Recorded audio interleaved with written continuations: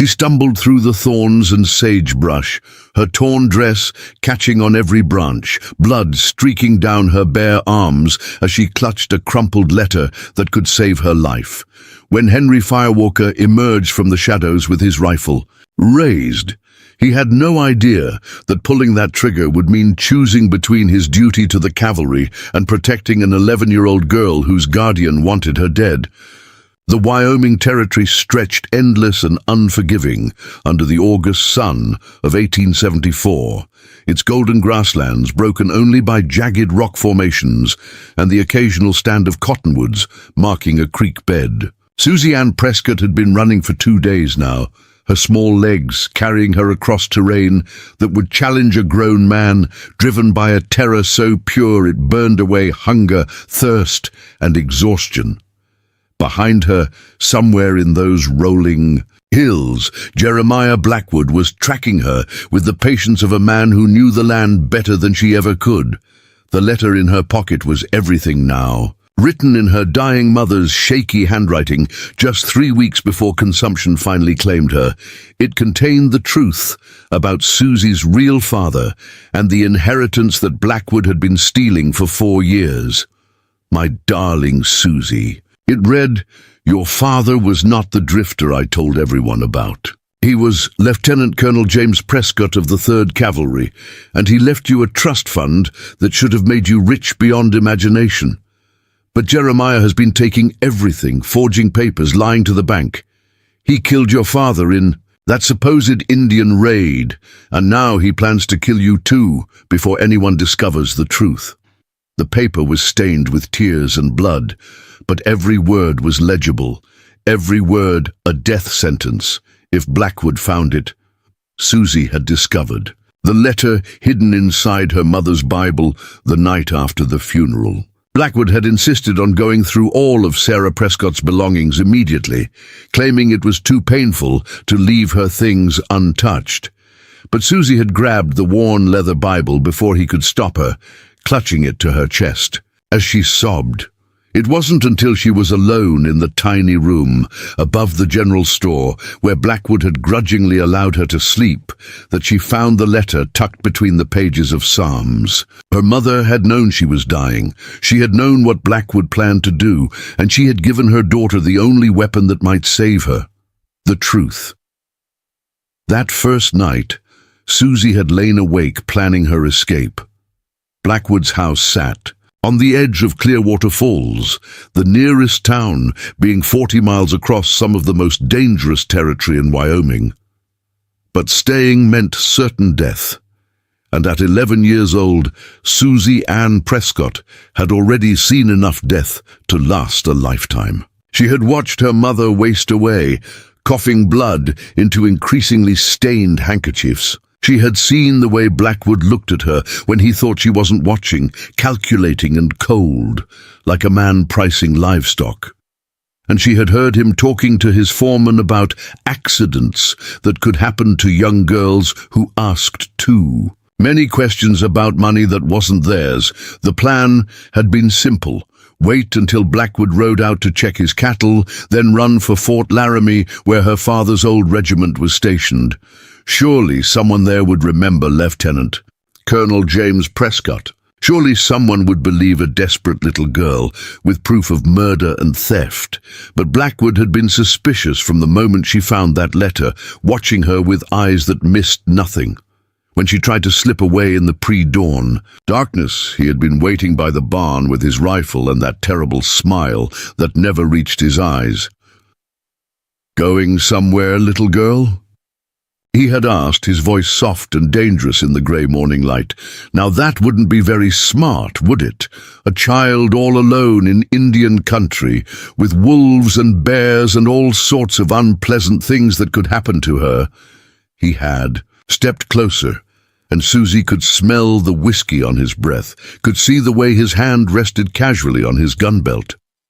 "Why don't you come back inside, and we'll forget all about this foolishness? Your dear departed mother wouldn't want you taking unnecessary risks." But Susie had seen murder in his eyes, had recognized the same look she'd seen the night her mother died, when Blackwood thought no one was watching him smother her with a pillow. She had turned and run, her bare feet flying across the dusty yard as Blackwood's shouts echoed behind her. The first shot had kicked up dirt inches from her heels. The second had shattered the fence post she'd vaulted over. But then she was into the brush country beyond his property, running like a rabbit with hounds on her trail, the letter pressed against her heart and her mother's dying words echoing in her ears. "Find the cavalry, Susie. Find them and show them the letter. They'll protect you from him." Now, 2 days later, she was lost somewhere in the vast emptiness between Clearwater Falls and Fort Laramie. Her feet were bloody from running over sharp stones. Her dress was torn in a dozen places from thorns and branches. She had drunk from muddy creeks and eaten wild berries that made her stomach cramp, but she was still alive, still free, and the letter was still safe in her pocket. That had to count for something. That had to mean she could make it to the fort, could find someone who would listen, someone who would help her bring Jeremiah Blackwood to justice. The sun was reaching its peak when she stumbled into a small valley carved by a winding creek. Cottonwood trees offered blessed shade, and the water ran clear over smooth stones. Susie fell to her knees and drank deeply, not caring that the icy mountain runoff made her teeth ache. She splashed water on her face and tried to clean the worst of the cuts on her arms and legs. For the first time in days, she felt almost human again. That's when she heard the horses coming. 3 riders emerged from the tree line on the far side of the creek, moving with the easy confidence of men who owned whatever land they chose to claim. Susie's heart stopped as she recognized the lead rider's distinctive black hat and silver-trimmed saddle. Jeremiah Blackwood had found her. Somehow, despite all her desperate running and hiding, he had tracked her to this remote valley. The 2 men with him were his foreman, Pete Morrison, and a drifter called Snake who did Blackwood's dirty work for whiskey money and the promise of protection from the law. "Well, well," Blackwood called across the water, his voice carrying easily in the still air. "Look what we have here, little Susie all alone and so far from home. You've led us quite a chase, girl. I hope you're proud of yourself." He urged his horse into the creek, water splashing up around the animal's legs as he crossed toward her. "Do you have any idea how worried I've been? A man's ward running off into hostile territory without so much as a by your leave. What would people think of my guardianship?" Susie scrambled backward, her wet hands slipping on the rocky creek bank. "Stay away from me," she screamed, her voice cracking with exhaustion and terror. "I know what you did. I know about my real father, about the money you stole, about how you killed him and my mother." She pulled the letter from her pocket, holding it up like a shield. "I have proof. It's all written down right here." Blackwood's face went very still. "Now, Susie, there's no need to get hysterical. You're obviously suffering from exposure and lack of food. Children often imagine things when they're frightened and alone. Why don't you give me that paper, and we'll get you back home where you belong?" But his hand was moving toward his gun, and Pete Morrison was already circling around to cut off her escape route. Snake just sat his horse and grinned, showing teeth stained brown from chewing tobacco. "I'm not imagining anything." Susie backed, further up the creek bank, her bare feet finding purchase on the loose stones. "You murdered them both, and now you want to murder me so no one will ever know the truth. But I won't let you. I'll die first." The letter crackled in her trembling, and she could feel tears streaming down her dirty cheeks. At 11 years old, she was making her final stand against a man who had already proven he would kill anyone who stood between him and his stolen fortune. Blackwood dismounted slowly, his movements deliberate and menacing. "That's enough dramatics. Girl, you're coming home with me, and that's the end of it. As for that paper you're waving around, well, I think we both know it's just the fevered imaginings of a dying woman. No one's going to believe the word of a hysterical child over a respected member of the community like myself." He took a step toward her, then another. Now stop this nonsense and hand over whatever trash you think you've found." The girl said, "Stay back." The voice came from the trees behind Susie, low and steady, carrying the kind of authority that made grown men think twice about their next move. She spun around to see a man emerging from the cottonwood shadows, his rifle trained on Blackwood, with the casual competence of someone who had never missed what he aimed at. He was tall and lean, with the weathered face of a man who had spent his life under the open sky. His hair was black as a raven's wing, braided with small feathers and beads that caught the sunlight. His clothes were a mixture of cavalry issue and traditional Lakota work: blue uniform pants tucked into beaded moccasins, a cotton shirt decorated with porcupine quills, and a leather vest that had seen hard use. Most importantly, the yellow chevrons on his sleeves marked him as a scout for the United States Army. Henry Hank Firewalker had been tracking a band of horse thieves for the better part of a week when he heard the shouting from the valley below. As a scout for Colonel Bradley at Fort Laramie, it was his job to patrol the territory between the fort and the outlying settlements, watching for hostile war parties, rustlers, and any other threats to the safety of civilian travelers. What he hadn't expected to find was a terrified little girl being hunted by 3 grown men who looked more dangerous than any band of Cheyenne warriors he'd ever encountered. "This is none of your concern, Indian," Blackwood snarled, though he made no move to draw his weapon. The scout's rifle was already aimed and ready, while Blackwood's gun was still in its holster. "This is a family matter. The girl is my ward, and I'm taking her home where she belongs." But there was something in his voice that didn't ring true, a desperation that suggested this was anything but a simple case of a runaway child. Hank kept his rifle trained on Blackwood while his eyes took in the scene. The girl was clearly exhausted, her clothes torn and her feet bloody from running. She was clutching what looked like a letter, holding it against her chest like it was the most precious thing in the world. More telling were the faces of the 3 men. The leader had the cold, calculating look of a man who would kill without hesitation if it served his purpose. The other 2 were hired guns, the kind of men who asked no questions as long as the pay was good. This wasn't a guardian retrieving a wayward child. This was a hunt. "Seems to me the girl doesn't want to go with you," Hank observed, his voice calm despite the tension crackling in the air. "And seems to me she's got good reason for running.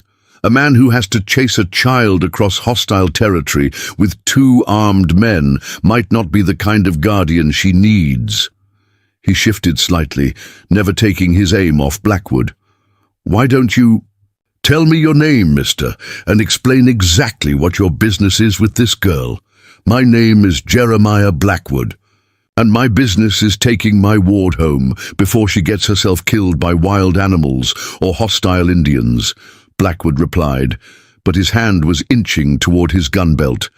"I don't know who you think you are, but you're interfering with a legal guardianship. That girl is my responsibility, and I'll thank you to mind your own affairs." In Dayton, the threat in his voice was barely concealed now, and both Pete Morrison and Snake were positioning themselves for a fight. Susie looked up at the tall scout with desperate hope. "Please don't let him take me," she whispered, her voice barely audible above the sound of the running creek.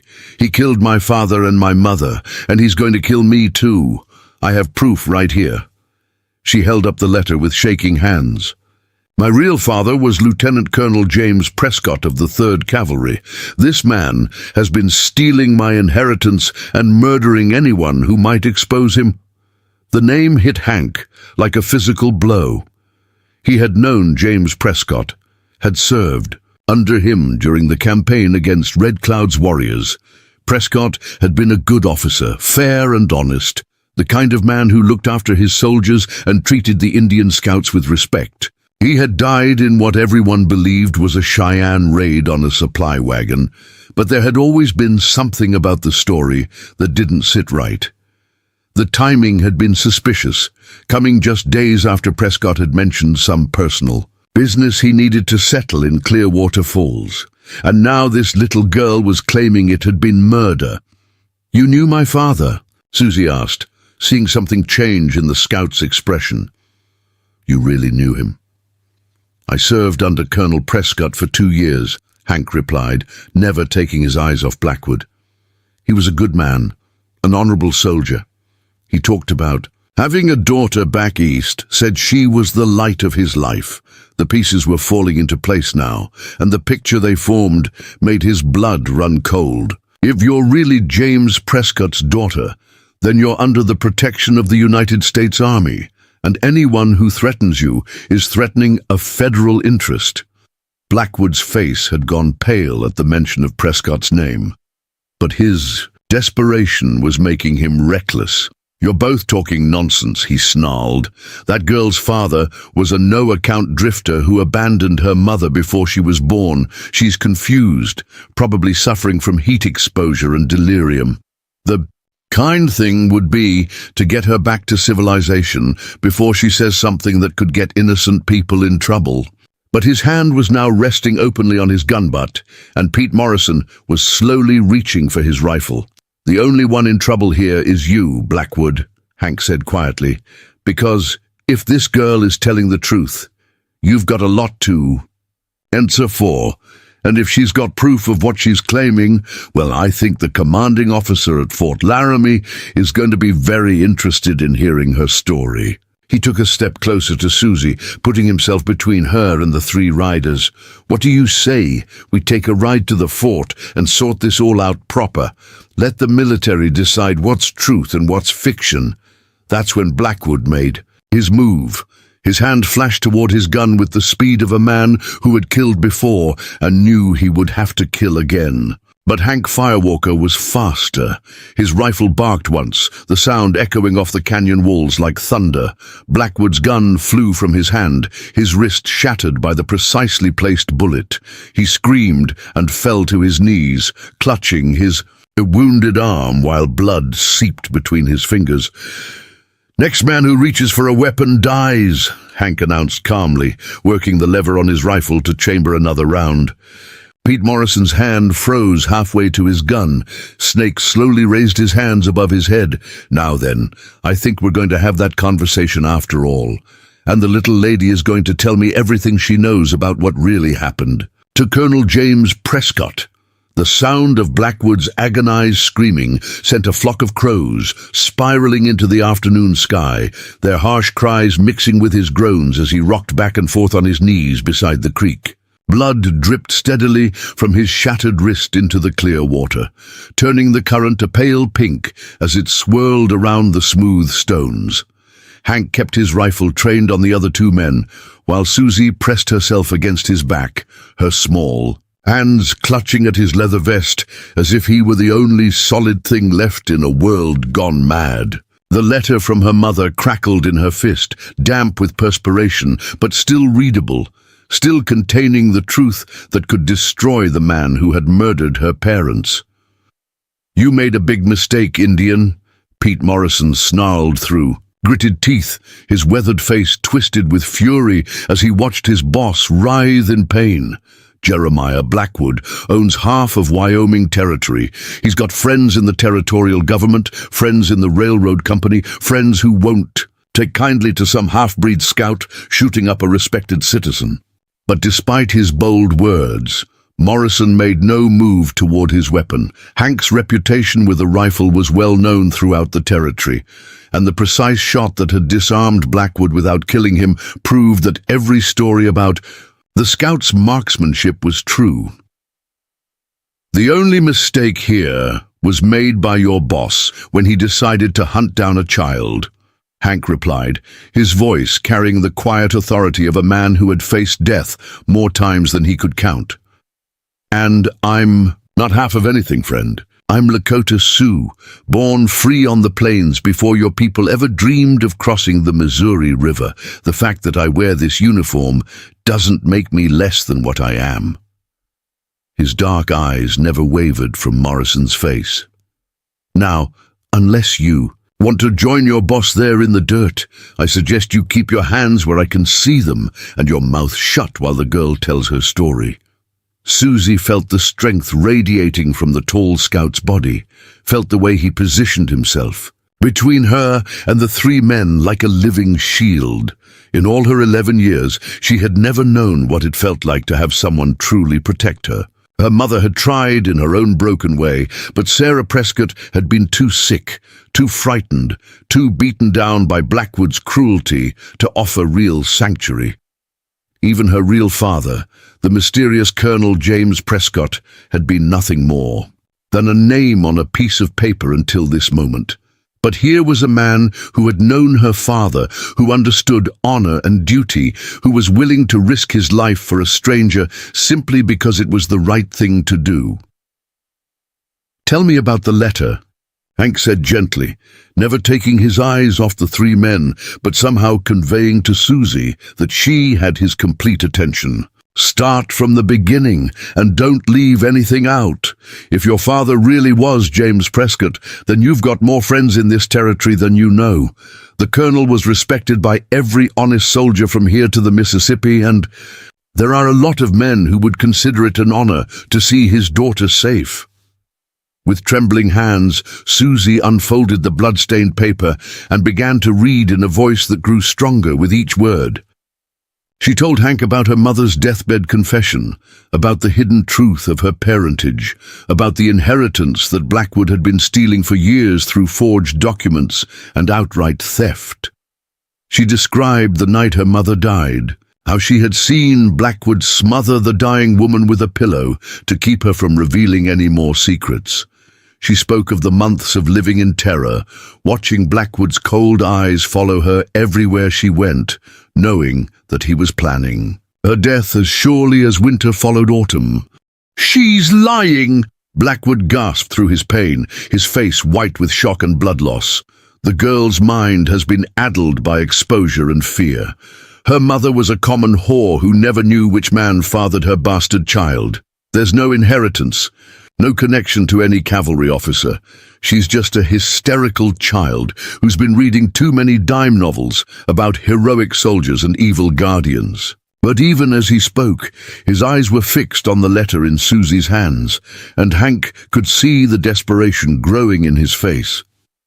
"Then you won't mind if we take that letter to Fort Laramie and let the commanding officer verify its contents?"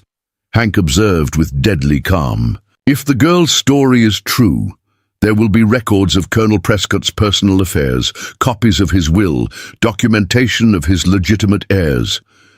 The Army keeps detailed records of its officers' finances, especially when they die in the line of duty." He shifted slightly, keeping his rifle centered on Morrison while monitoring Snake's position. "And if her story is false, well, then you'll have nothing to worry about, will you?"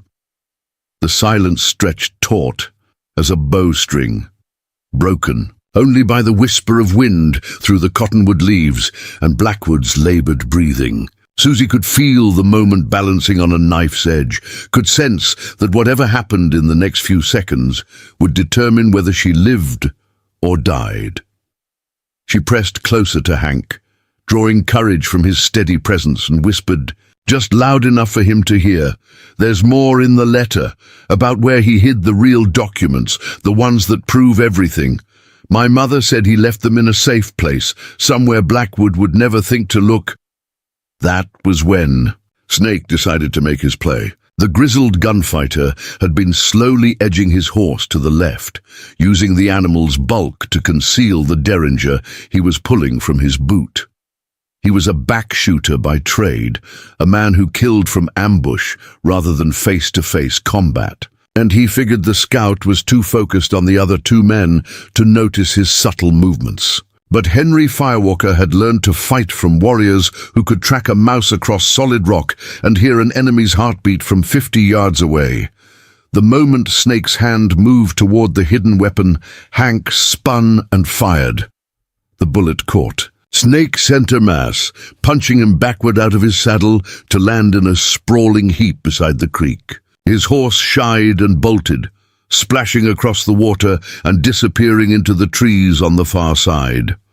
Snake tried to rise, blood frothing from his lips, then collapsed face first into the mud and lay still.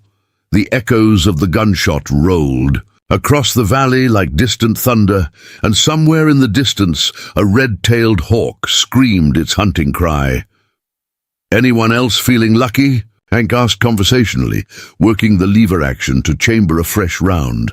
The spent brass casing arced through the air and landed at Susie's feet with a metallic ping.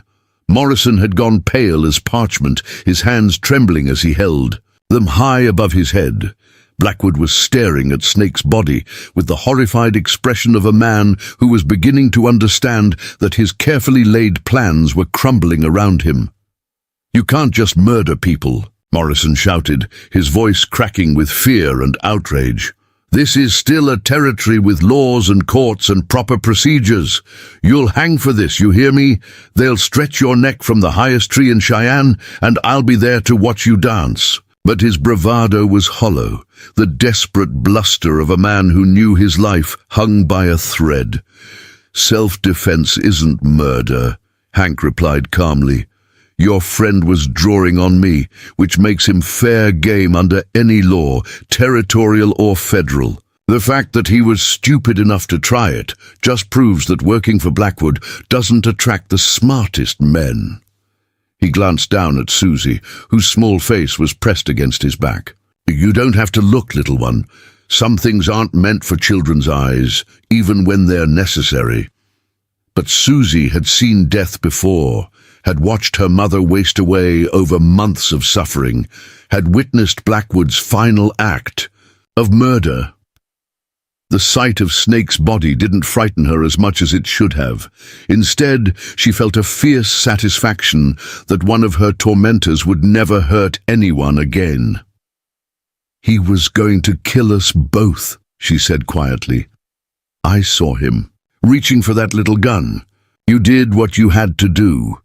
Hank felt a chill at the matter-of-fact way she spoke about violence and death.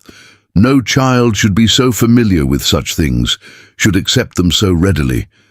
Whatever life she had lived under Blackwood's guardianship had aged her far beyond her years, had taught her lessons that would leave scars on her soul long after her physical wounds healed.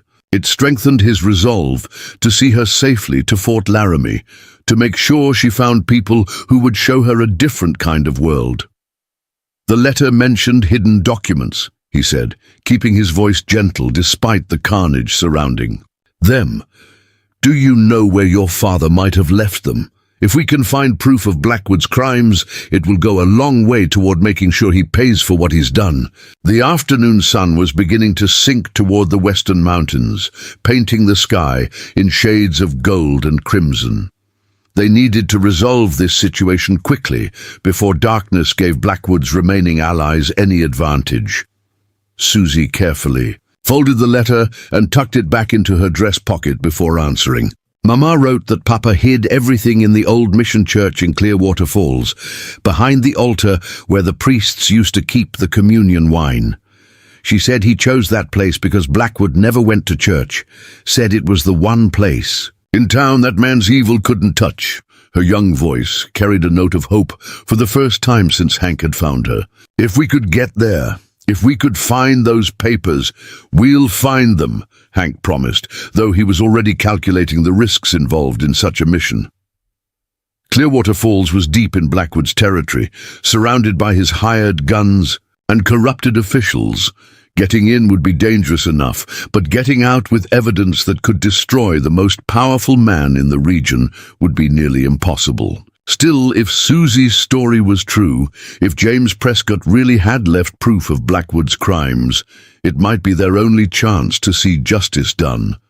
Blackwood had been listening to every word despite his pain, and now his face twisted with desperate fury. "You'll never reach that church, you meddling savage. I've got 20 armed men in Clearwater Falls, and they all know what you look like now. The moment you set foot in town, you'll be shot down like the dog you are." He struggled to his feet, cradling his wounded wrist against his chest. "And as for you, you ungrateful little wretch, I should have killed you the same night I dealt with your whore mother." The admission hung in the air like a physical presence, confirming everything Susie had claimed about her mother's death. Hank felt his finger tighten on the rifle's trigger, felt the old warrior's rage rising in his chest at the thought of a grown man murdering a helpless woman and then hunting down her child. But he was a soldier now, bound by military law and army discipline. Whatever justice Blackwood faced would have to come through proper channels. "Mount up," he ordered Morrison, gesturing with his rifle toward the horses. "You're going to help your boss onto his horse, and then all three of us are going to take a ride to Fort Laramie. The commanding officer is going to want to hear this whole story from the beginning, and he's going to want to examine that letter very carefully. Before we jump back in, tell us where you're tuning in from, and if this story touches you, make sure you're subscribed, because tomorrow I've saved something extra special for you." He looked down at Susie with something approaching fatherly concern. "Can you ride, little one? It's a long way to the fort, and we need to get there before dark." "I can ride," Susie said with quiet determination. "Papa taught me before he went away on his last campaign. I haven't been on a horse since, but I remember how." She looked at Snake's riderless mount, which had stopped to graze on the far side of the creek. "Could I use his horse? It doesn't seem right to leave it here all alone." Hank smiled for the first time since the confrontation had begun. Despite everything she had endured, the girl still had compassion for a dumb animal that bore no responsibility for its dead owner's crimes. James Prescott would have been proud of the daughter he had never really known. "That's a fine idea. Every horse deserves a rider who'll treat it with respect." He whistled sharply, and the animal raised its head, then began walking back across the creek toward them. The journey to Fort Laramie would take them through some of the most beautiful and dangerous country in the Wyoming Territory, across rolling grasslands where Cheyenne war parties still hunted buffalo, past deep canyons, where outlaws and deserters made their hideouts, through river crossings that could turn deadly in the space of a heartbeat. But as they prepared to leave the blood-stained valley behind, Hank felt something he hadn't experienced in years, a sense of purpose that went beyond his duty as a cavalry scout. This wasn't just about military orders or territorial law anymore. This was about protecting an innocent child and honoring the memory of a good man who had died too soon. As the sun sank lower toward the horizon, casting long shadows across the grassland, the small party rode east toward Fort Laramie. Hank led the way, his rifle across his saddle and his eyes constantly scanning for threats. Susie rode beside, him on Snake's former mount, her back straight and her chin raised with newfound courage. Behind them, Morrison supported the wounded Blackwood in his saddle, both men silent with the knowledge that their world was about to change forever. The letter in Susie's pocket seemed to burn with its own inner fire, carrying within its blood-stained pages the power to destroy one man's empire and restore a young girl's rightful inheritance. The first mile out of the valley passed in tense silence, broken only by the steady rhythm of hoofbeats on hard-packed earth and Blackwood's occasional groans as his wounded wrist jarred against his saddle horn. Hank rode with the practiced alertness of a man who had survived countless ambushes, his eyes constantly sweeping the horizon for dust clouds or the glint of sunlight on metal that might signal approaching riders. Susie sat her borrowed horse, with surprising grace, her small hands steady on the reins, despite everything she had endured. The afternoon sun beat down mercilessly, turning the Wyoming grassland into a shimmering sea of gold and green that stretched to the distant mountains. "How much further to Fort Laramie?" Susie asked quietly, her voice barely carrying over the sound of their horses' breathing. The adrenaline from the confrontation at the creek was beginning to fade, replaced by exhaustion that seemed to seep into her very bones. She had been running on fear and desperation for days, and now that she finally had a protector, her body was demanding the rest it had been denied. 25 miles, maybe 30 depending on the route we take, Hank replied, glancing back to check on their prisoners. Morrison rode in sullen silence, his face dark with barely contained fury, while Blackwood swayed in his saddle like a man fighting to stay conscious. "We'll need to stop and rest the horses soon, but I want to put some distance between us and that valley first. Dead men have a way of attracting attention, and I'd rather not explain Snake's demise to any of Blackwood's friends who might come looking."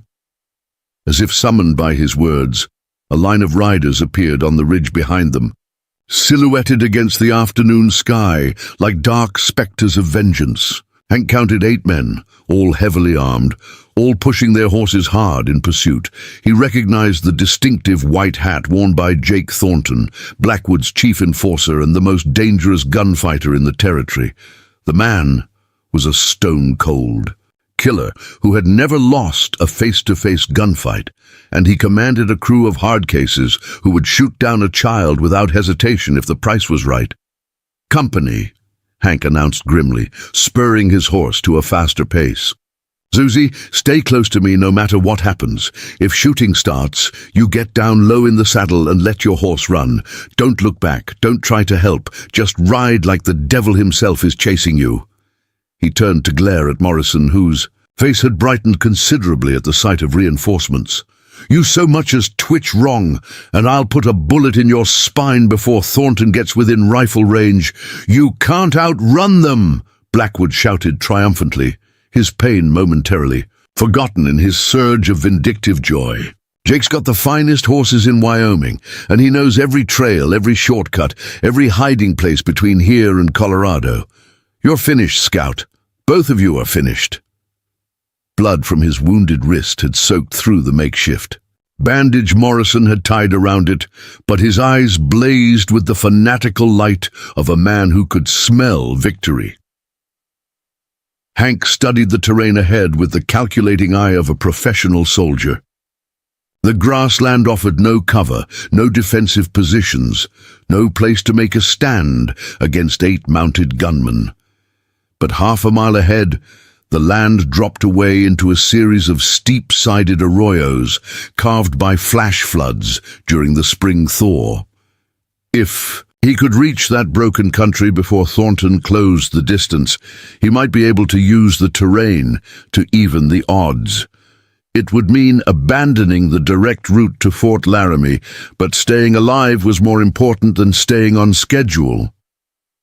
"Hold. On tight," he called to Susie, then drove his spurs into his horse's flanks.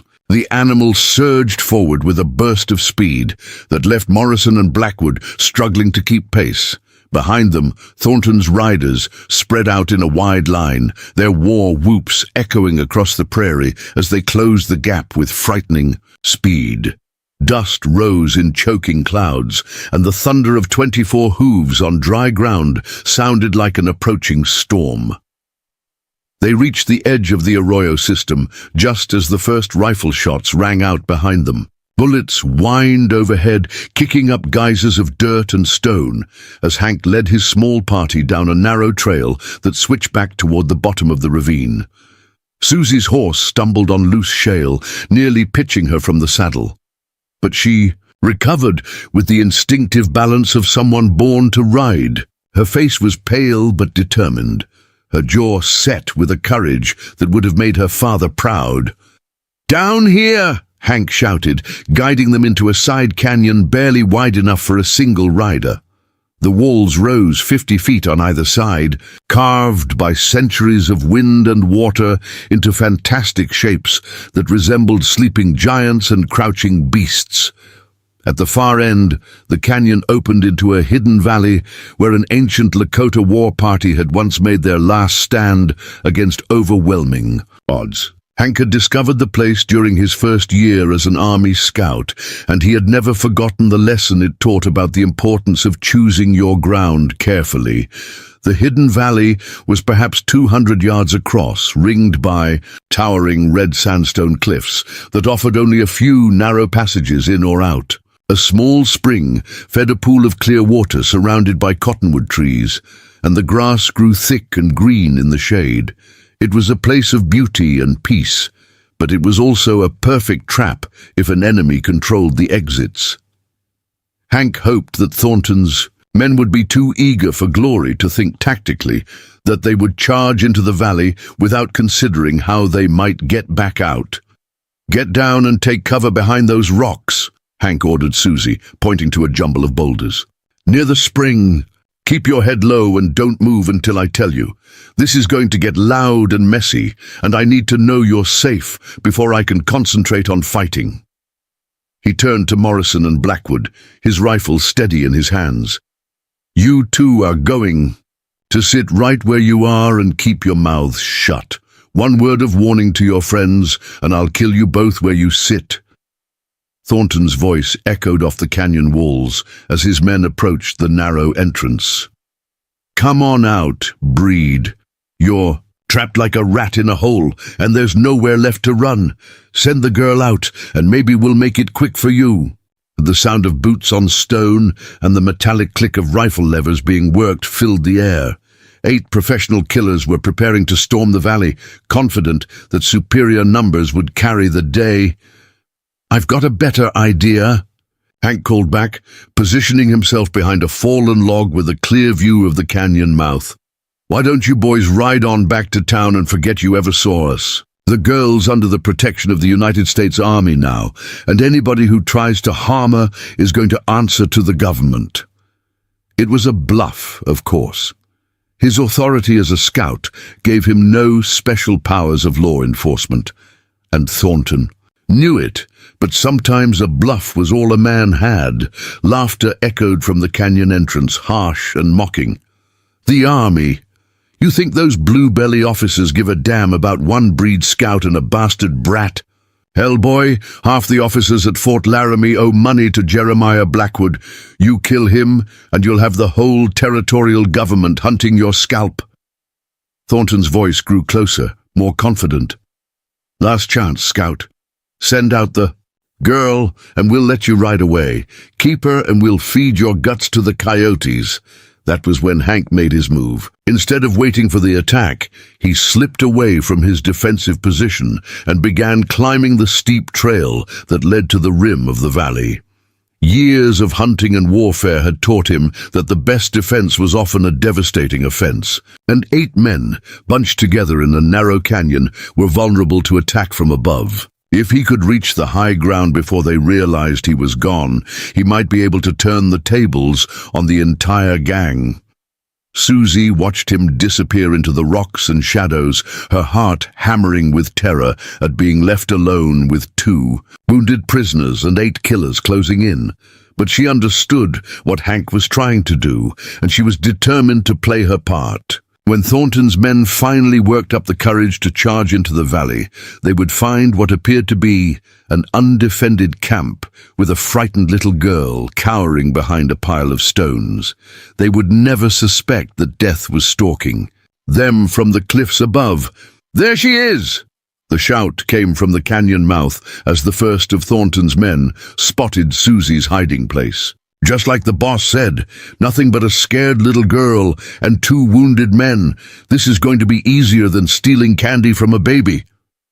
The gunmen spurred their horses into the valley, spreading out in a ragged line as they approached the spring. Their weapons were drawn, their faces flushed with the excitement of an easy victory.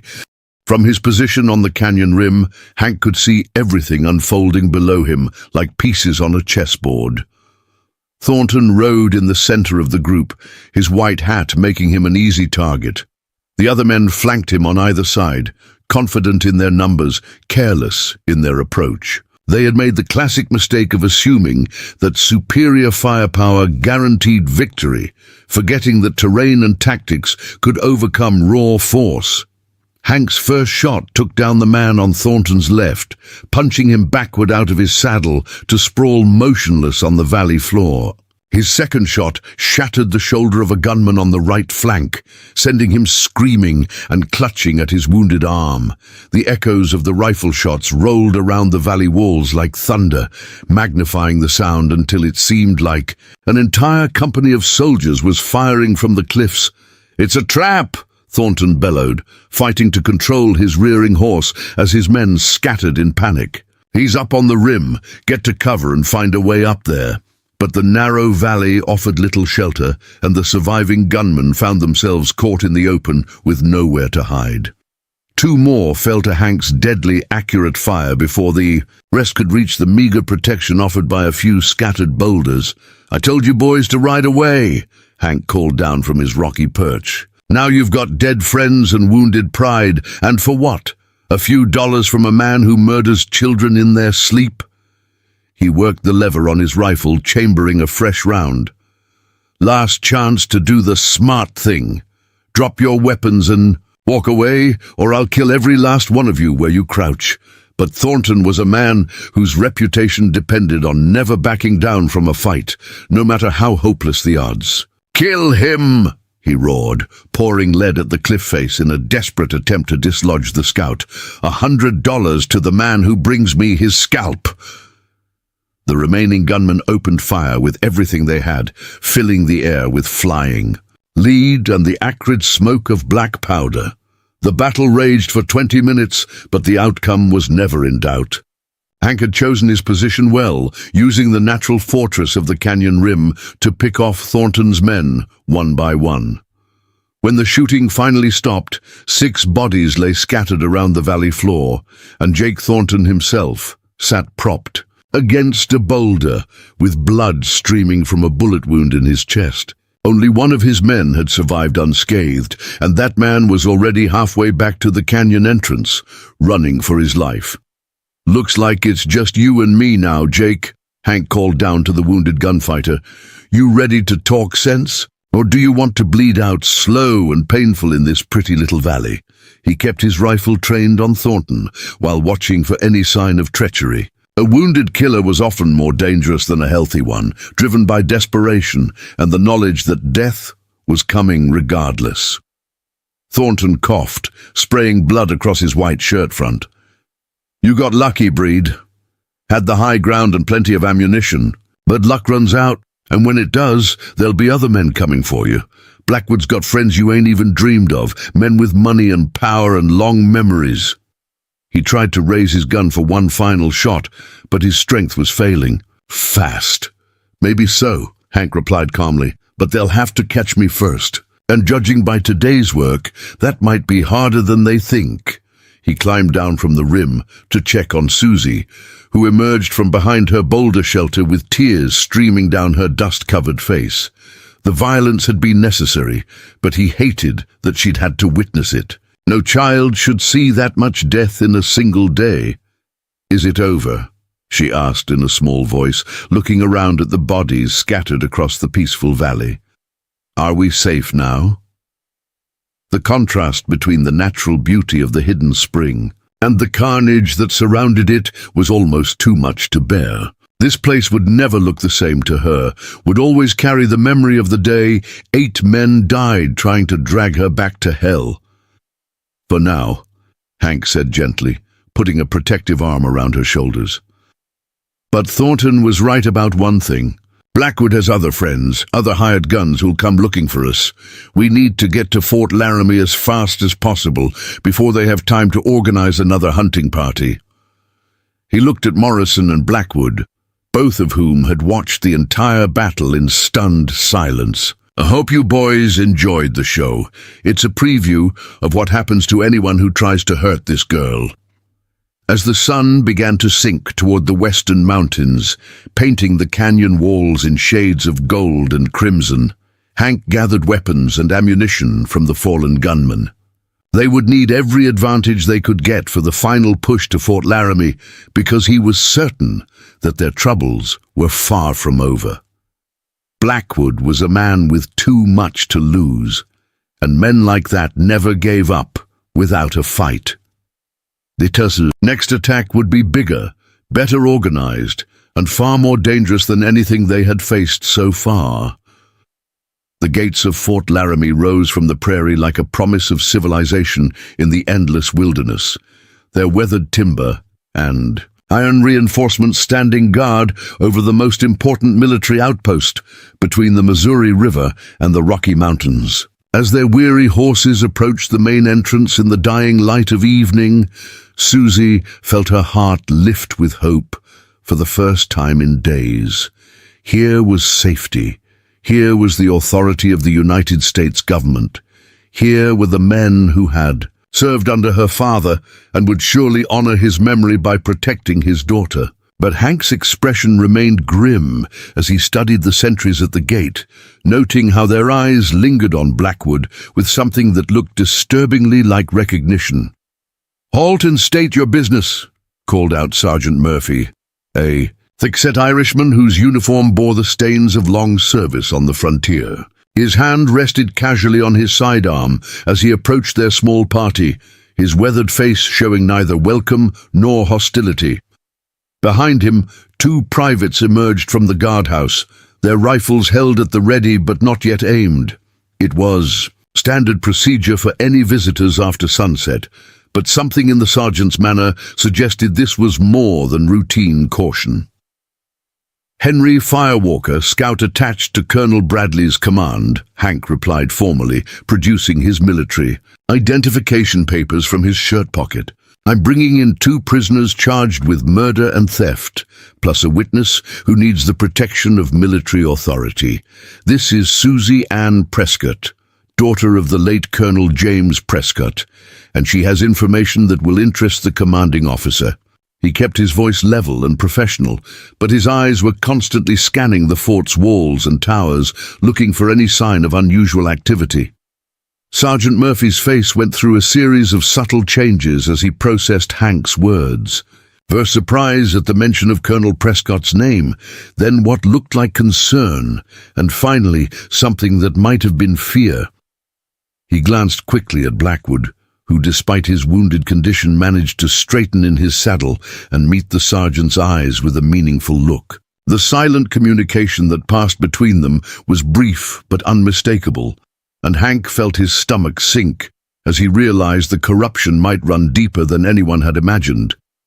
"Colonel Prescott's been dead nigh on 4 years now," Murphy said slowly, his Irish accent thickening as he chose his words carefully. "Killed by Cheyenne raiders while escorting a supply wagon to the mining camps. Terrible loss, that was. The whole garrison mourned him."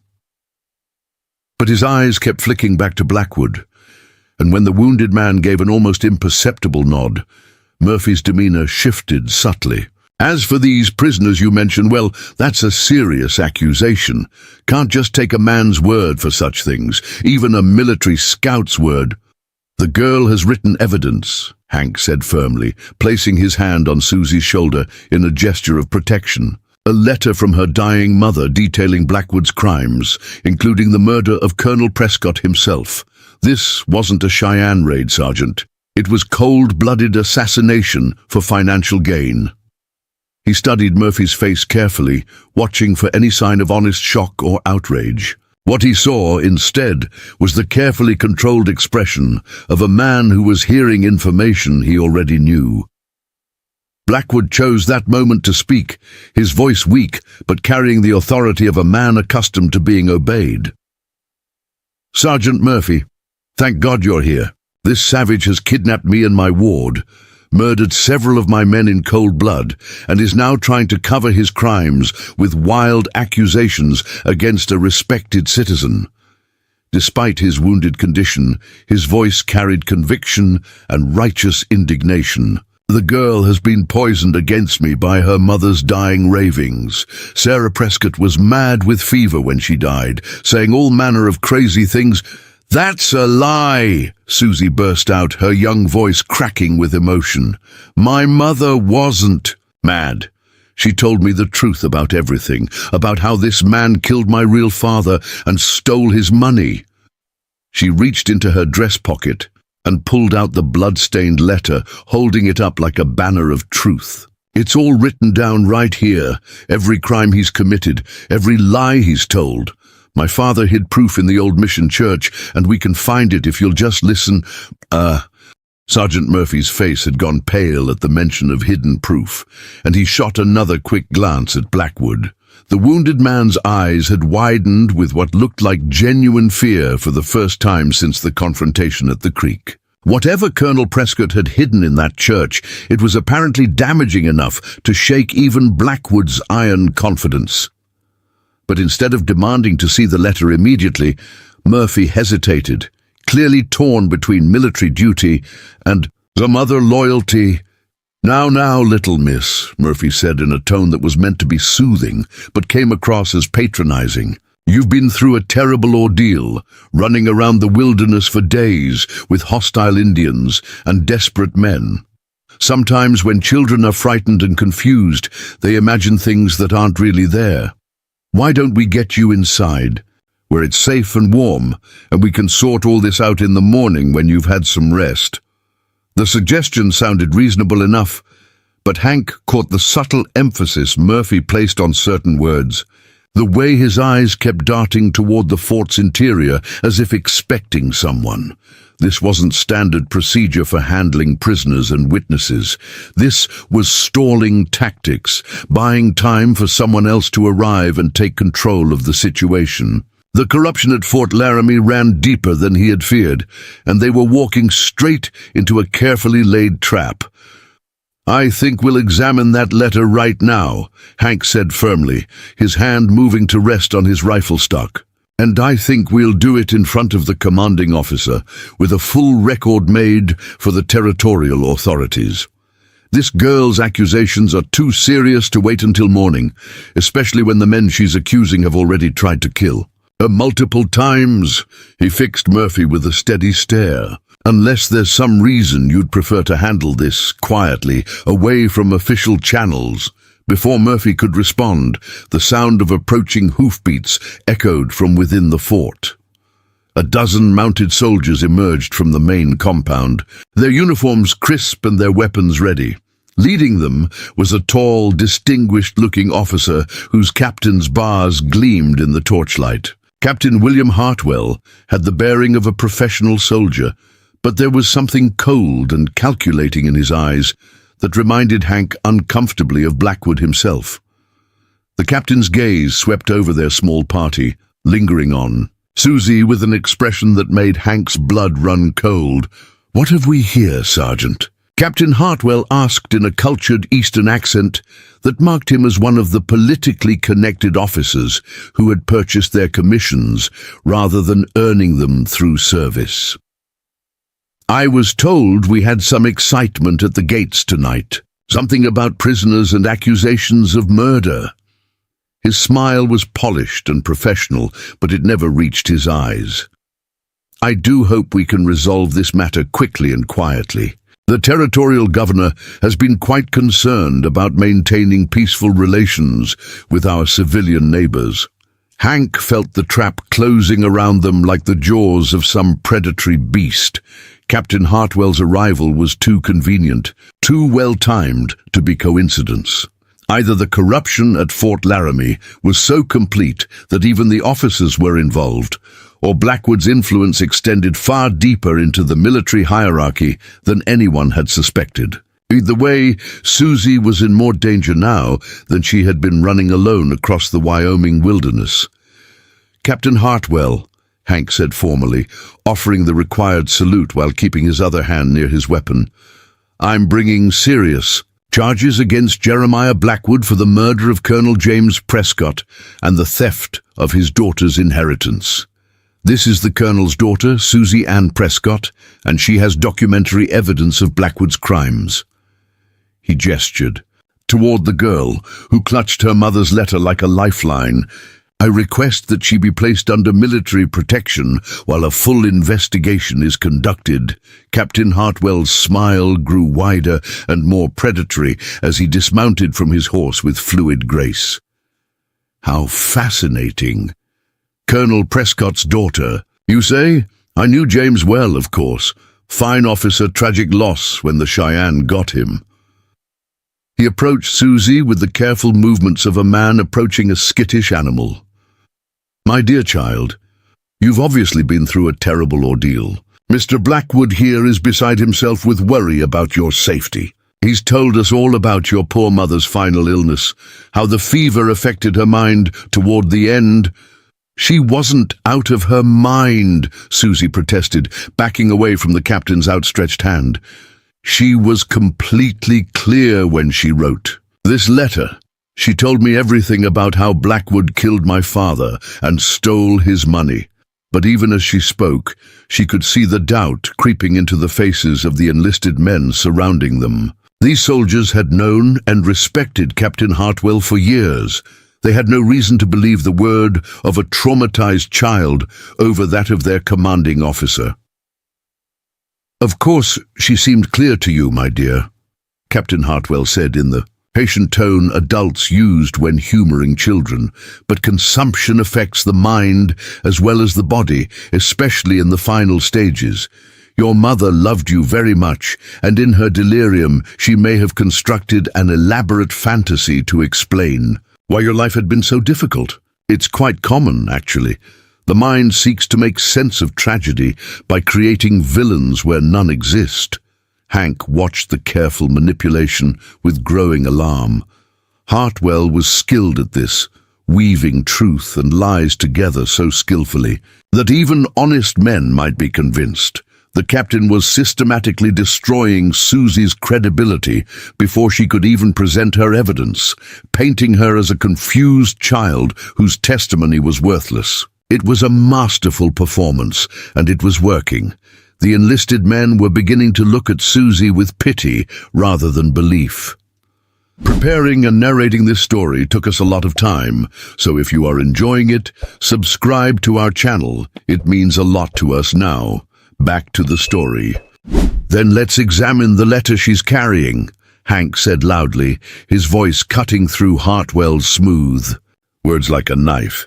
"If it's nothing but the ravings of a dying woman, that should be easy enough to prove. But if it contains specific details about Colonel Prescott's death and Blackwood's crimes, details that could be verified through official records, then maybe we should take it more seriously." He stepped closer to Susie, positioning himself between her and the captain. What harm could there be in simply reading what the letter says? Captain Hartwell's mask slipped for just an instant, revealing something ugly and dangerous beneath the polished exterior. "I'm afraid that won't be possible, Scout. The letter is clearly the product of a diseased mind, and exposing a traumatized child to further examination of her mother's delusions would be cruel in the extreme." He gestured to his soldiers, and several of them began to spread out in a subtle encircling movement.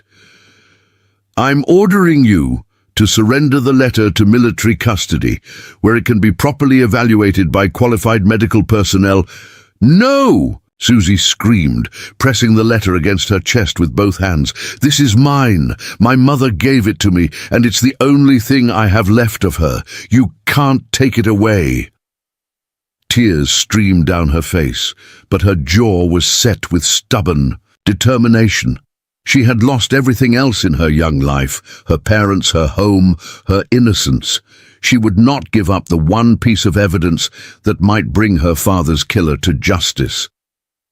The standoff stretched taut as a bowstring, with a dozen armed soldiers facing one scout and a terrified child in the flickering torchlight. Hank calculated odds and angles, knowing that any fight would be hopeless, but determined to make it cost them dearly. He had given his word to protect Susie Ann Prescott, and he would die before he let them silence her voice. But even as his hand tightened on his rifle stock, he was searching for alternatives, looking for any way to turn the situation to their advantage. That was when salvation came from an unexpected source. The fort's main gate swung open to admit a travel-stained courier riding a lathered horse that had clearly been pushed to its limits. The man wore the distinctive uniform of the Territorial Mail Service, and the leather pouch slung across his shoulder bore the official seal of the governor's office. He rode straight toward the confrontation, oblivious to the tension crackling in the air. "Emergency dispatch for Captain Hartwell," the courier called out, dismounting before his horse had fully stopped. "Direct from Governor Campbell's office. In Cheyenne, you're ordered to provide full military cooperation to any investigation involving the late Colonel James Prescott." He thrust a sealed envelope toward the captain, his face flushed with excitement. "There's been a development in the territorial capital, sir. Some kind of evidence has surfaced about irregularities in the colonel's estate." Captain Hartwell's face went white as he broke the official seal and scanned the governor's message. Whatever he read there transformed his expression from confident authority to barely controlled panic. His hands actually trembled as he folded the letter and tucked it inside his uniform jacket. When he looked up at Hank and Susie again, the predatory smile was gone, replaced by the desperate calculation of a trapped animal. "It seems," he said in a voice that had lost all its smooth confidence, "that there are indeed questions about Colonel Prescott's death that require further investigation. The territorial authorities have ordered a full inquiry into all aspects of the case, including any evidence that might have been overlooked previously." He looked at Susie with something approaching respect for the first time. "Miss Prescott, I believe it would be appropriate for you to present your mother's letter to the proper authorities after all." But Hank wasn't fooled by the captain's sudden change of heart. Whatever that message from the governor contained, it had clearly caught the conspirators off guard and forced them to alter their plans. But men like Hartwell and Blackwood didn't abandon their schemes easily. They would regroup, adapt, and strike again when the moment was right. The corruption at Fort Laramie was like a cancer that had spread throughout the entire command structure, and it would take more than one telegram from Cheyenne to cut it out. The courier, still breathing hard from his desperate ride, looked around at the tense faces surrounding him with growing confusion. "Is there something wrong, Captain? The governor seemed mighty concerned about this Prescott business. Said there's been some kind of banker up in Denver asking questions about missing trust funds and forged documents." He glanced at Susie with curious eyes. "That wouldn't be the little girl he mentioned, would it? The one who's supposed to be Colonel Prescott's rightful heir?" Captain Hartwell's jaw clenched so hard that muscles stood out along his neck like steel cables. The governor's message had clearly contained information that the conspirators thought was safely buried, and now a simple mail courier was spreading details that could unravel years of careful planning. "That will be all, Corporal," he said, through gritted teeth. "Return to your duties and speak of this matter to no one. Military security demands absolute discretion in sensitive cases." "But, sir, the governor specifically requested that I wait for your reply," the courier protested, pulling another envelope from his dispatch pouch. "He wants a full report on the girl's condition and any evidence she might possess. There's also instructions about protective custody and arrangements for safe transport to Denver, if necessary." The man was clearly eager to be helpful, completely oblivious to the deadly undercurrents swirling around him.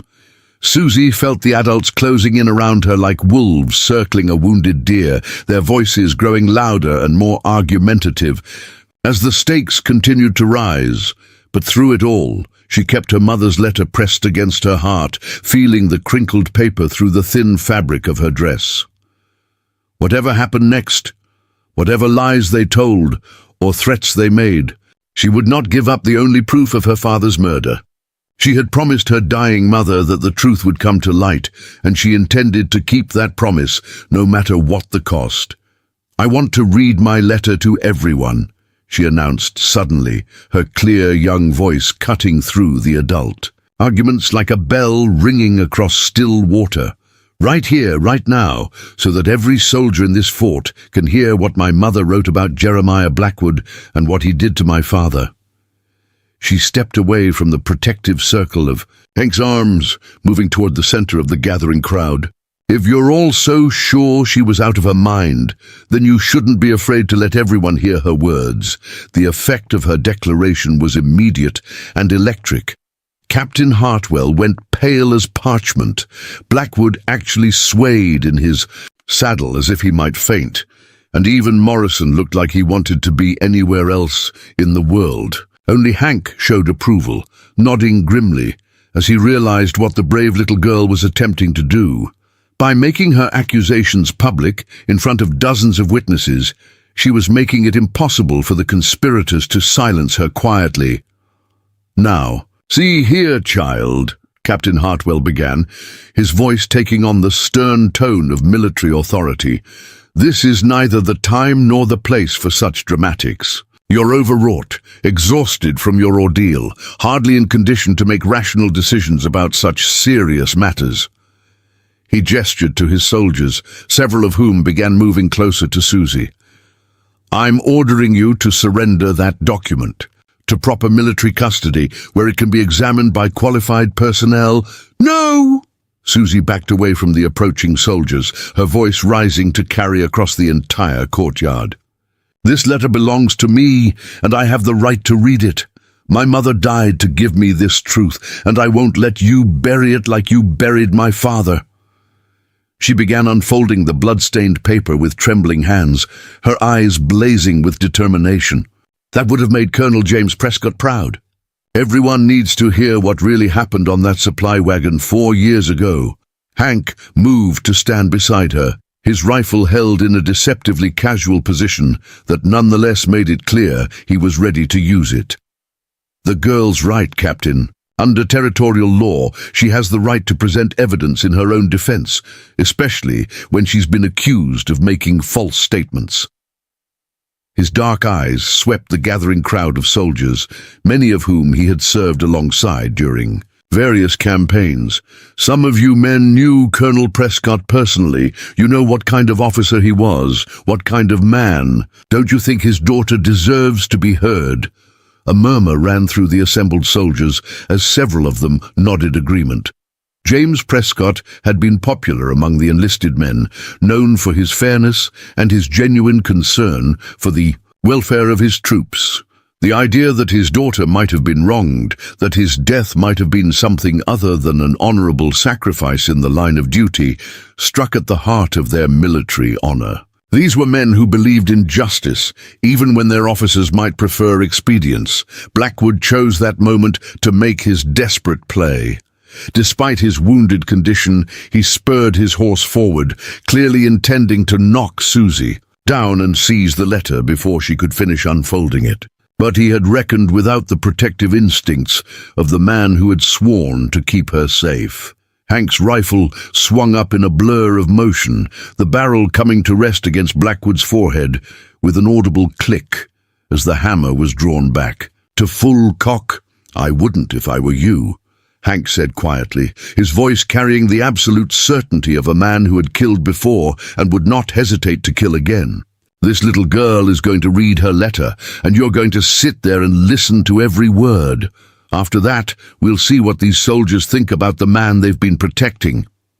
The rifle never wavered, its muzzle pressed firmly against Blackwood's pale forehead. Susie seized the moment to begin reading, her voice clear and strong despite her tears. She revealed how her mother had confessed the truth about Colonel Prescott's real mission, how he had been investigating missing military supplies and corrupt territorial officials. She told them about the forged guardianship papers, the stolen inheritance, and most damning of all, the location where her father had hidden proof of the conspiracy that cost him his life. "The evidence is in the old mission church in Clearwater Falls," Susie read, her voice carrying across the hushed fort. "Behind the altar, in a place where evil men would never think to look. Photographs, documents, testimony from witnesses who saw army weapons being sold to hostile tribes. My father died trying to expose this corruption, and now someone must finish what he started." The silence that followed was profound and charged with electricity. Every man present understood the implications of what they had heard. If Susie's accusations were true, then they had been unknowingly serving officers who were not just corrupt but treasonous. The weight of that realization settled over the assembled soldiers like a heavy blanket, and Captain Hartwell's authority began crumbling before their eyes. The mutiny at Fort Laramie began quietly, with small groups of soldiers gathering around. Sergeant O'Malley and other respected non-commissioned officers who had served under Colonel Prescott. Captain Hartwell's authority crumbled like sand as more and more enlisted men chose honor over blind obedience, their faces grim with the realization that they had been unknowingly serving corrupt masters. Within an hour of Susie's public reading of her mother's letter, half the garrison had openly declared their intention to see justice done, regardless of what their officers commanded. The fort's armory was secured by loyal soldiers, preventing any attempt by Hartwell's remaining supporters to arm themselves for a counterattack. Blackwood sat slumped in his saddle under heavy guard, his wounded wrist throbbing with each heartbeat.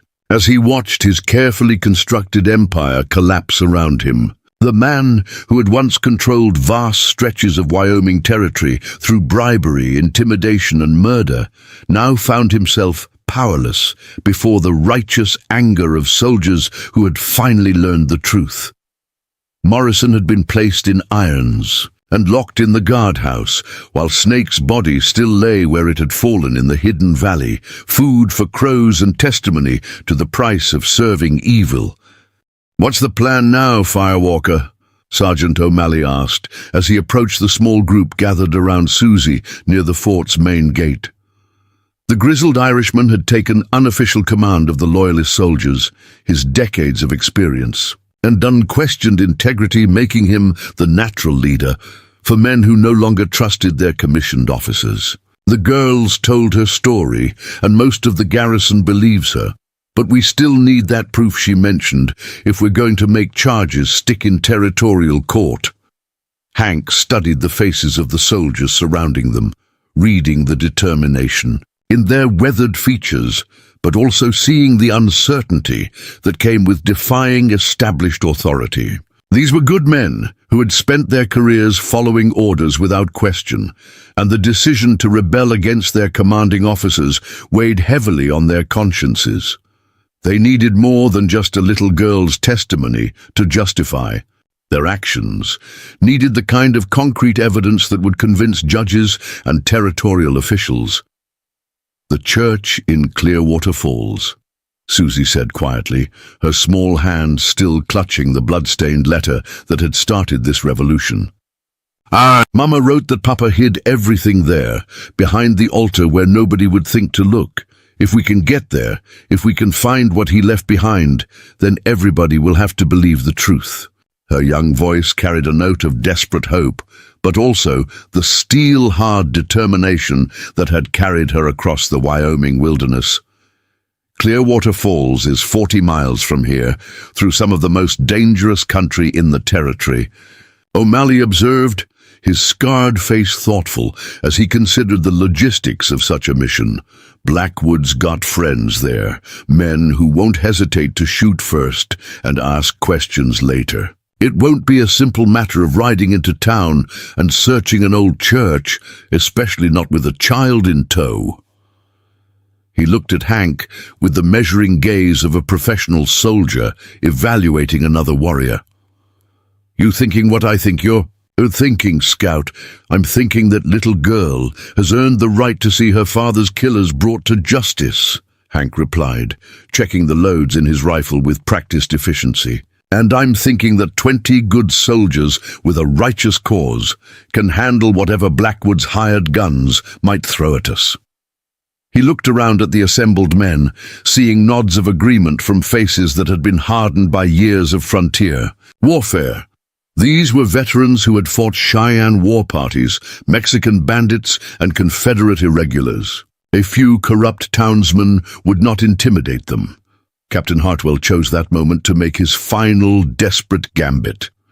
He had spent the last hour gathering his few remaining loyal officers, men whose careers depended on the continuation of the corrupt system that had made them all wealthy. Now he approached the rebel gathering with a small escort of military police, his face set in the rigid mask of a man who had decided to double down on a losing bet rather than admit defeat. "Sergeant O'Malley, I'm ordering you and these men to return to your quarters immediately," Hartwell announced in his most authoritative voice, though the tremor beneath his words betrayed his growing desperation. "This mutiny ends now, or I'll see every last one of you court-martialed and shot." for treason against the United States Army. His hand rested on his sidearm, but he made no move to draw it. Even a corrupt officer knew better than to threaten 20 armed veterans who had already chosen their side.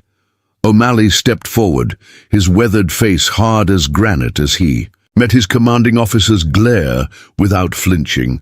"With all due respect, Captain, I don't take orders from men who protect child killers and traitors. My oath was to defend the Constitution and the innocent, not to cover up crimes for the sake of convenience." His voice carried the authority of 30 years' honest service, and it resonated with every soldier present. "You want to stop us?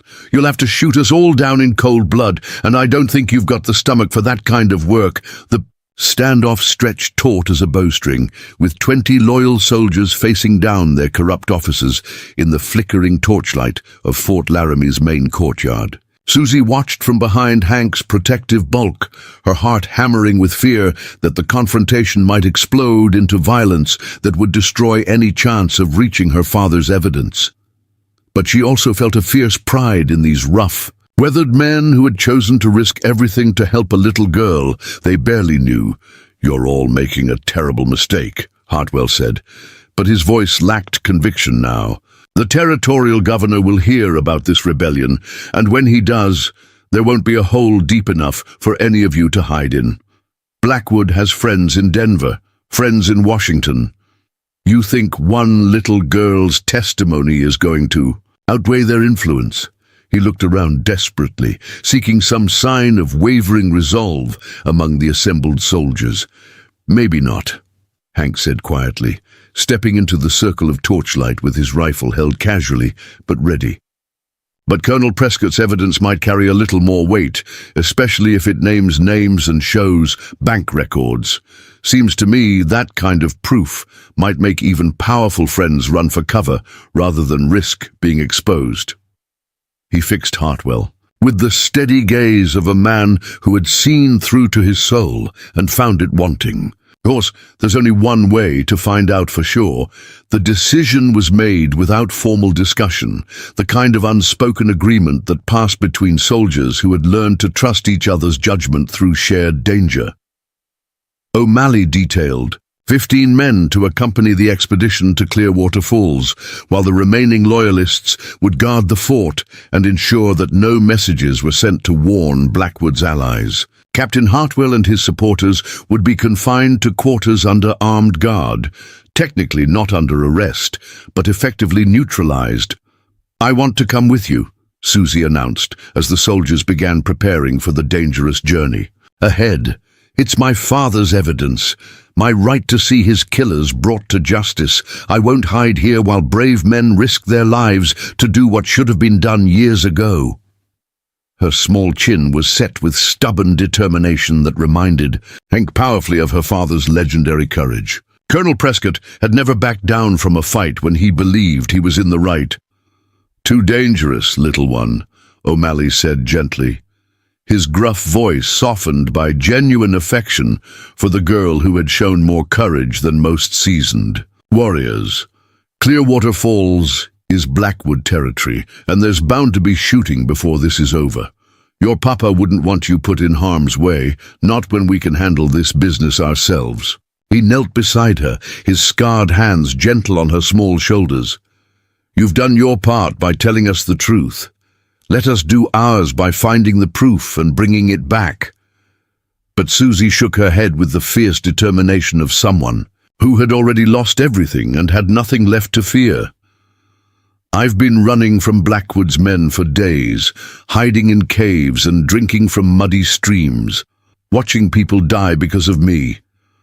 I won't hide anymore while other people fight. My battles." She looked up at Hank with eyes that held depths no child should possess. "You said you'd protect me. Well, the best protection is making sure Blackwood can never hurt anyone again." The ride to Clearwater Falls began before dawn, with 15 mounted soldiers moving through the pre-dawn darkness like avenging spirits. Hank led the way, his intimate knowledge of the territory's hidden trails and shortcuts, allowing them to avoid the main roads where Blackwood's lookouts might spot their approach. Susie rode beside him on a gentle mare borrowed from the fort's remuda, her small figure wrapped in a military greatcoat that made her look even younger than her 11 years. They made good time across the rolling grassland, pushing their horses hard, but not recklessly, maintaining the steady pace of experienced cavalry on urgent business. Behind them, the sun climbed slowly into a sky the color of hammered steel, promising another scorching day on the Wyoming frontier. Ahead lay the town where Susie had lived in terror for 4 years, where her father's killer had grown rich and powerful on blood money, where the final confrontation between truth and corruption would soon play out. "Tell me about this church," O'Malley called to Susie as they crested a low ridge that offered their first view of Clearwater Falls in the distance. The town looked peaceful enough from several miles away, its wooden buildings clustered around the bend in the river that gave the settlement its name. Smoke rose from a dozen chimneys, and they could see tiny figures moving about their morning business, oblivious to the storm approaching from the east. "It's been abandoned for 3 years now," Susie replied, her voice carrying clearly in the still morning air. "The priest died of fever, and nobody came to replace him. Blackwood always said it was a waste of good building materials, but he never tore it down. Said it gave the town respectability to have a proper church, even if nobody used it anymore." She paused, her young face thoughtful. Maybe he was afraid to tear it down. Maybe some part of him knew what was hidden there. As they drew closer to the town, Hank's experienced eye began picking out details that spoke of trouble ahead. Too many men lounging in doorways for a normal morning. Too many weapons visible for a peaceful settlement. Too many nervous glances toward the eastern trail where riders might appear. Word of the confrontation at Fort Laramie had somehow reached Clearwater Falls ahead of them, and Blackwood's remaining allies were preparing for a fight. "Looks like we're expected," Sergeant Murphy observed, his Irish accent thick with grim humor as he studied the town's defensive preparations through a borrowed spyglass. "I count at least 20 armed men, maybe more hidden inside the buildings.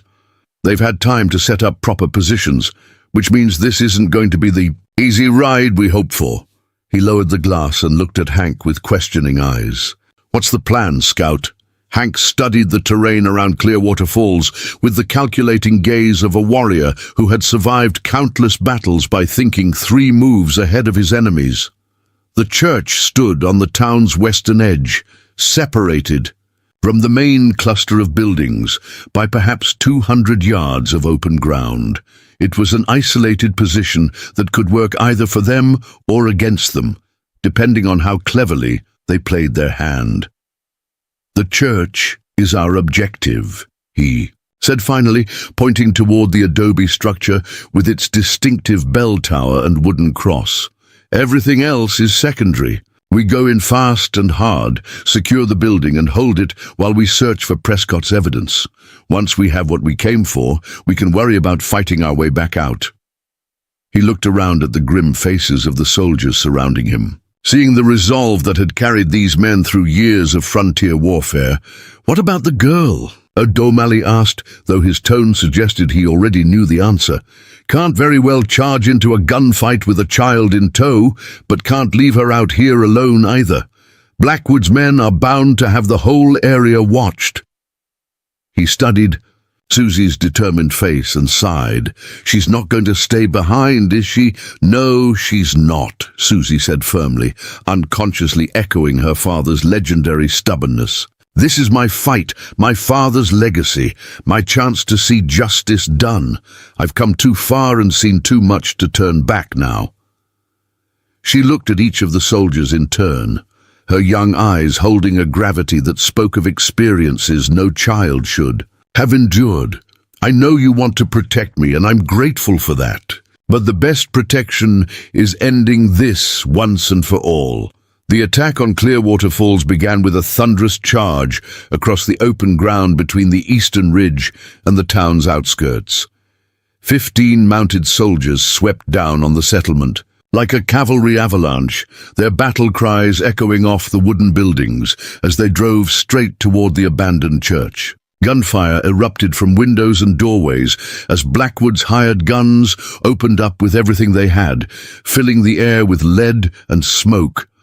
Hank rode at the front of the charge, his rifle spitting fire as he picked off defenders who showed themselves too boldly. Beside him, Susie clung to her saddle horn with white knuckles, her face pale but determined as bullets whined past her head.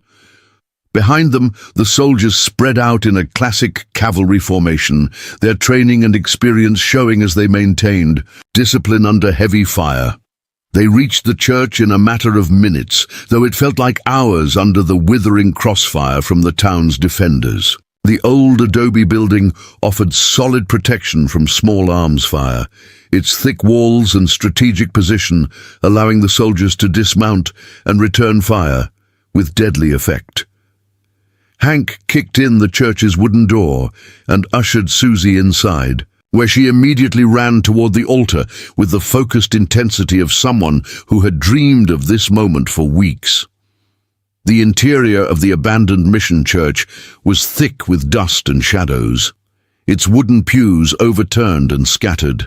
By years of neglect, sunlight streamed through broken stained glass windows, casting colored patterns across the adobe floor where mice had built their nests and spiders had spun their webs.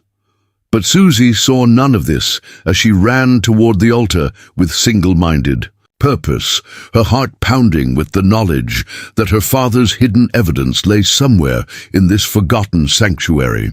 Behind her, the sounds of battle raged as Sergeant O'Malley's men held off Blackwood's defenders, their rifles cracking like thunder while bullets splintered the church's wooden door. Behind the altar, Susie whispered to herself, repeating her mother's dying words as she climbed the 3 wooden steps to the raised platform where generations of priests had conducted mass. The altar itself was a simple wooden table covered with a moldering cloth, but it was the large wooden crucifix mounted on the wall behind it that drew her attention.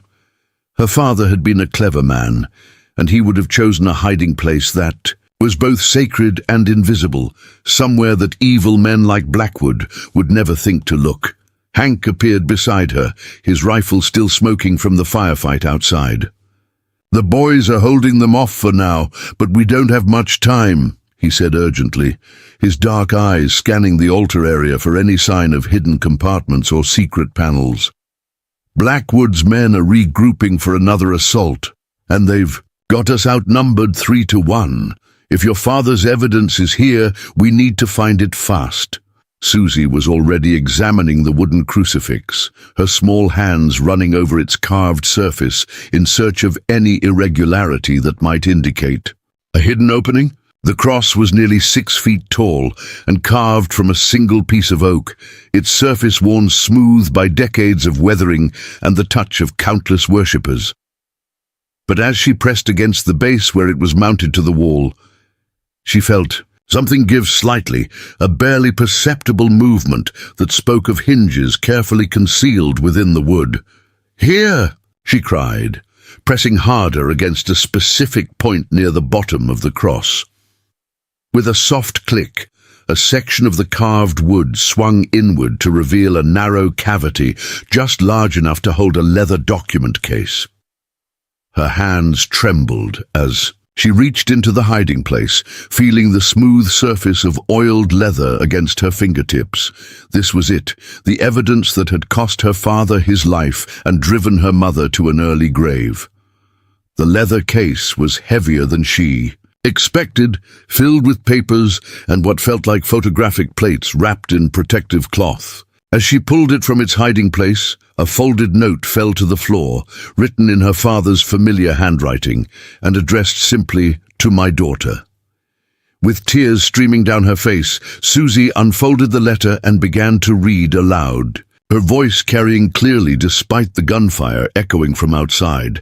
"My dearest Susie," she read, her young voice breaking with emotion. "If you are reading this, then my investigation has cost me my life, and the corruption I discovered has claimed another victim. But I want you to know that your father died fighting for justice, and that the evidence in this case will ensure that his killers cannot escape the consequences of their crimes." She paused to wipe her eyes, then continued with growing strength. "Inside this case, you will find photographs of weapons transfers, financial records showing bribes paid to territorial officials, and sworn testimony from witnesses who can identify the men responsible for selling army supplies to hostile Indian tribes." Outside, the battle for the church was intensifying as more of Blackwood's men arrived from other parts of town. Sergeant O'Malley's voice could be heard shouting orders as his soldiers fought to maintain their defensive positions, but the sound of splintering wood suggested that the enemy was finding ways to breach their perimeter. Hank knew they had minutes at most before they would be overrun, but he also knew that those minutes might be enough to change the course of justice in the Wyoming territory. "Keep reading," he urged Susie, while positioning himself at one of the broken windows to provide covering fire for his besieged comrades. His rifle spoke repeatedly, each shot carefully aimed and devastatingly effective, but even his deadly marksmanship could not hold back the tide of gunmen converging on the church. They needed to finish their business here and find a way to escape. With the evidence intact, Susie's voice grew stronger as she continued reading her father's final message. "The leader of this conspiracy is Jeremiah Blackwood, but he is not acting alone. Territory Governor Harrison Campbell has been taking money to look the other way, while Captain William Hartwell at Fort Laramie has been facilitating the weapons transfers through falsified military records. Federal Marshal Thomas Bergen has been intimidating witnesses and destroying evidence for a share of the profits. This corruption reaches to the highest levels of territorial government. The leather case contained everything Colonel Prescott had promised and more." Photograph after photograph showed clearly identifiable men loading army rifles and ammunition onto civilian wagons under cover of darkness. Financial ledgers detailed payments made to specific government officials with dates and amounts that could be easily verified through banking records. Most damning of all were the sworn statements from civilian witnesses, including one from a territorial judge who had been forced to dismiss cases against known criminals in exchange for threats against his family. "This is enough to bring down the entire network," Hank breathed, looking over Susie's shoulder at the devastating collection of evidence. "With this documentation, the federal authorities will have no choice but to launch a full investigation. Blackwood and his allies won't be able to buy their way out of this one." But even as he spoke, the sound of splintering wood announced that their enemies had finally broken through the church's outer defenses. Blackwood himself appeared in the doorway, his wounded arm in a makeshift sling, but his unwounded hand gripping a cocked revolver. His face was twisted with the desperate fury of a man who could see his empire crumbling before his eyes. Behind him came 6 of his most ruthless gunmen, their weapons trained on the small group clustered around the altar.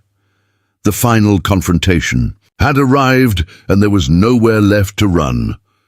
"Give me that case, you little brat," Blackwood snarled, his voice rough with pain and rage. 4 years I've been planning for this moment, 4 years of careful preparation to make sure your father's meddling could never come back to haunt me. But you had to survive, didn't you? You had to find that cursed letter and lead these fools on a crusade for justice." His gun never wavered as he advanced down the church's central aisle. "The only fool here is you, Blackwood," Hank replied, placing himself between the gunman and Susie while keeping his own rifle ready. "You think killing us will solve your problems, that evidence has been copied and sent to authorities in Denver and Washington. Your corrupt little kingdom is finished, whether we live or die." It was a bluff, but a convincing one, delivered with the calm certainty of a man who had faced death many times before. Blackwood's eyes flickered with uncertainty at Hank's words, but his desperation was too great to allow rational thought. "You're lying," he said, but the conviction had gone out of his voice. "There hasn't been time to copy anything. That case contains the only evidence against me, and once I destroy it, there will be nothing left but the word of a half-breed scout and a traumatized child." His finger tightened on the trigger. That was when Sergeant O'Malley burst through. A side door with 3 surviving soldiers, their sudden appearance catching Blackwood's men completely off guard. The interior of the church erupted in gunfire as the 2 groups fought at close range among the overturned pews and broken furniture. Smoke filled the air, mixing with dust and the acrid smell of black powder as men fought and died for the future of justice in the Wyoming Territory. Susie clutched the leather case against her chest and dove behind the altar as bullets splintered. The wood around her, above her head, the wooden crucifix that had hidden her father's evidence stood as a silent witness to the violence being done in the name of truth and corruption. She could hear Hank's rifle speaking repeatedly, could hear O'Malley's Irish curses as he directed his men's fire, could hear the screams of wounded men on both sides of the battle. The fight lasted only minutes, but those minutes felt like hours to the terrified girl crouched behind the altar. When the gunfire finally stopped, the silence was broken only by the groans of the wounded and the sound of settling debris. Slowly, carefully, Susie raised her head to survey the carnage that surrounded her. Half of Blackwood's men lay dead, or dying among the pews, while the others had fled when they realized the battle was lost. Blackwood himself lay sprawled near the church's front door, his chest rising and falling weakly as blood pooled beneath his body. Hank knelt beside him, checking his wounds with the practiced efficiency of a soldier who had seen too many men die in too many battles. The corrupt rancher's eyes were glazing over, but they still held enough awareness to understand what was happening around him. "The girl," Blackwood whispered through blood-flecked lips. "She doesn't understand what she's doing. The money, the power, the connections, all of it will be gone. The territory will fall into chaos without strong leadership. Even dying, he could not comprehend that his version of strength had been built on murder and theft. You're destroying everything I built." "What you built was never meant to last," Hank replied quietly, his voice carrying the weight of final judgment. "Men like you always think they're indispensable, that their crimes are justified by their success. But justice has a way of catching up eventually, and today is your day of reckoning." He looked over at Susie, who was slowly emerging from her hiding place, with the precious case still clutched in her hands. Sergeant O'Malley approached the altar with a grim expression, his uniform torn and blood-stained, but his spirit unbroken. 3 of his men had been wounded in the fight, but none killed, while Blackwood's forces had been decimated. "What's our next move, Scout?" he asked, glancing down at the dying rancher with something approaching pity. "We've got the evidence, but we still need to get it to the territorial authorities before Blackwood's political friends can organize a cover-up. We send copies to every newspaper, every federal judge, every honest politician we can find." Hank said, helping Susie to her feet and checking to make sure she was unharmed. "Make it impossible for anyone to suppress or ignore what Colonel Prescott discovered. The more people who see this evidence, the harder it will be for the corruption to continue." He looked around at the blood-stained church, then back at the brave little girl who had made it all possible. Outside, the town of Clearwater Falls was eerily quiet as word of Blackwood's defeat spread through the settlement. Many of his hired guns had fled at the first sign that their employer was finished, while the honest citizens, who had been intimidated into silence for years, began to emerge from their homes with expressions of cautious hope. The reign of terror that had gripped the town for so long was finally over. 6 months later, Susie Ann Prescott stood in the parlor of her restored family home, watching through lace curtains as workmen put the finishing touches on her father's memorial statue in the town square. The territorial investigation had exposed corruption at every level of government. leading to dozens of arrests and the establishment of new oversight procedures to prevent similar abuses in the future. Her inheritance had been restored, and she had chosen to use much of it to fund schools and hospitals throughout the Wyoming Territory. Henry Firewalker had been promoted to Chief Scout and given command of a special unit tasked with investigating corruption in remote military outposts. He visited Susie regularly, bringing her books and news from the outside world while ensuring that she was adapting well to her new life of safety and privilege. The bond forged between them during those desperate days would last for the rest of their lives. "Do you think Papa would be proud of what we accomplished?" Susie asked one afternoon as they sat on her front porch, watching the sun set over the mountains where her ordeal had begun. She was taller now, her face more mature, but still carrying the determination that had seen her through the darkest moments of her young life. "Do you think he knows that justice was finally done?" Hank smiled, his weathered face creased with genuine affection for the remarkable young woman she was becoming. "I think Colonel James Prescott sleeps easier knowing that his daughter grew up to be everything he hoped she would be," he replied. "Brave, honest, and willing to fight for what's right, no matter how difficult the battle becomes. That's the greatest legacy any father could ask for."